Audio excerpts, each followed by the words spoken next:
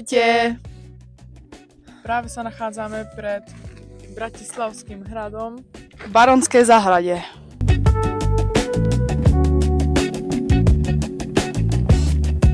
Bratislavský hrad patrí medzi najvýznamnejšie symboly Slovenska a vďaka svojmu tvaru sa mu prezdieva aj obrácený stôl.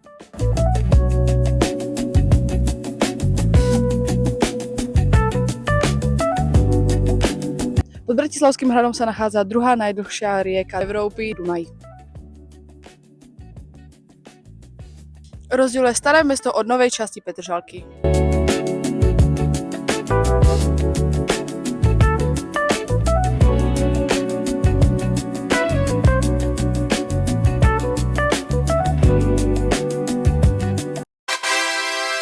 Tak ja som Eleonora Kačičová.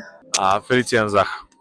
Aktuálne sa tu nachádzame na Bratislavskom hrade. Akurát tu prebiehajú stredoveké trhy.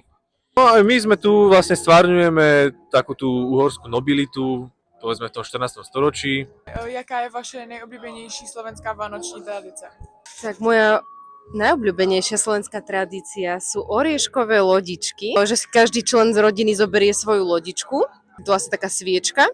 Pustí si ju do lavora alebo na vodu a sleduje, ako sa lodičky budú pohybovať. Keď sa budú pohybovať k sebe, tak rodina sa bude držať celý rok pokope. Ak niektorá lodička bude odchádzať mierne do neznáma, tak môže člen z rodiny odísť. No a v najhoršom prípade, ak sa lodička potopí, ale to nebudem ani vyslovovať. Vianočné alebo celkovo cez rok tradície? Môže to aj celkové. Máme veľkonočné tradície zaujímavé. A je to vlastne klasická šibačka na Veľkú noc a u nás aj oblievačka, kde vlastne sa dievky alebo teda ženy šibú korbáčmi. Tie korbáče musia byť zo živých prútov, ideálne vrbových.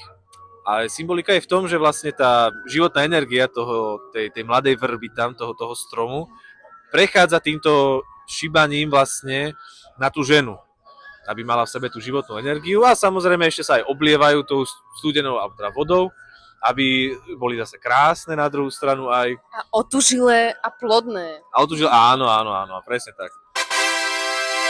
Ja som William. Že nachádzajú sa tu jedny z najstarších murovaných architektúr na západ od Dunaja. Že ten hrad vlastne, samotný bratislavský, je novostavba v podstate. On bol vypálený počas napoleonských vojen, keď sa tu nedaleko cez Dunaj Petržalská časť, bol ostreľovaný hrad a bol zničený, dlho bol zničený, až teraz iba niekto mohol opraviť, kedy v 20. storočí bol vybudovaný a vlastne to, čo teraz vidíme, je v podstate novostavba. Pozdravujeme zo 14. storočia.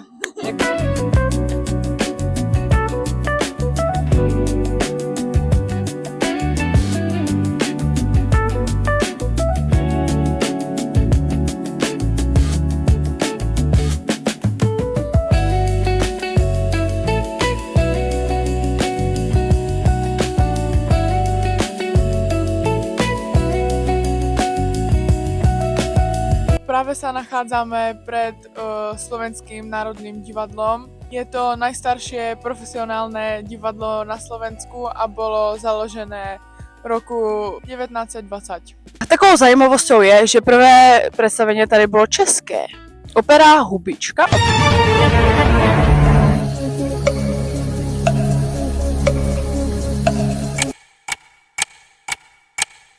Od Bedřicha Smetany.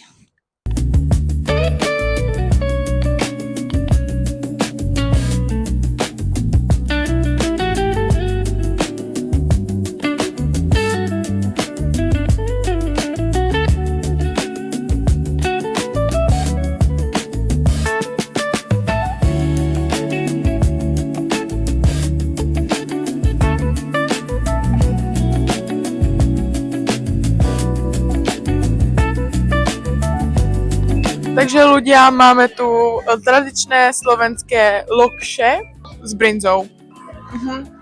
Je to výborné. Áno, ideme tam. Je to ok.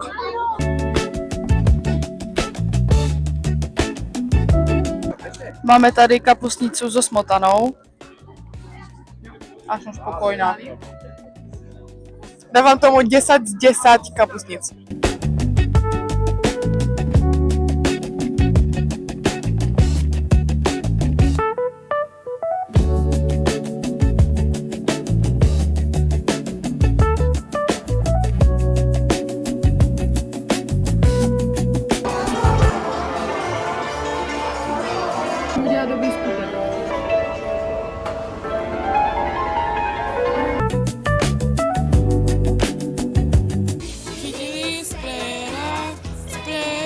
Era.